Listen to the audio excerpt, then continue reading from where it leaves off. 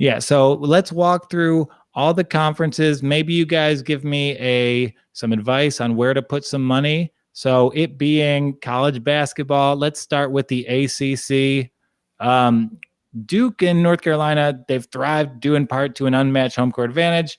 Is 2020 the year they're exposed as frauds? Absolutely. Thank 100%. You for asking. Thank you for asking this question that I wrote. This is absolutely the year. We've already seen that Duke couldn't even pull off their normal shellacking of Michigan State in the first week of the season. This is something that Tom Izzo has scheduled for almost every year he's coached. He wants to get his kids embarrassed by Duke in the first 2 weeks of the season.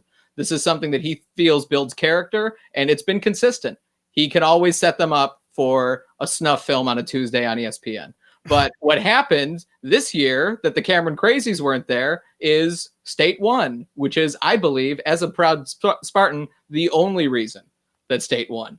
We have a great team, but we are cursed there. So I think there's going to be other teams in the ACC that will succeed on those home courts in ways that they haven't yet.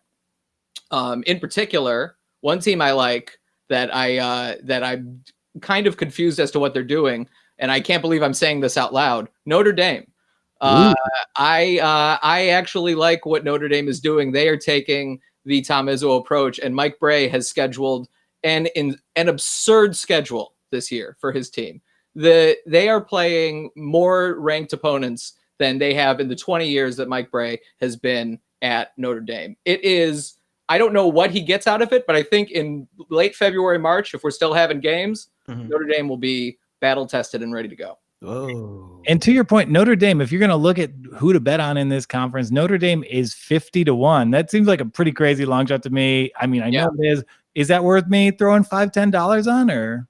Yeah, absolutely. Yeah, why not? Okay. You're a professional gambler. Yeah, okay, so we're going to back Notre Dame 50-1 plus 5,000. That's our pick in the ACC. We're getting wild right out of the gate. And I mean, why back Duke 2-1? Why back UNC 3-1? Those are hack. And if you like Florida State plus 300, keep in mind it's always a bad sign when you have multiple lottery picks. There's a lot missing from that school. They lost bench depth. They lost so many players.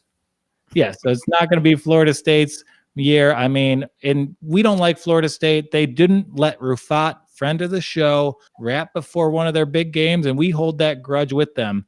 So ACC, not Duke or USC. Let's move on to what I think is the best conference in college basketball, the Big Ten.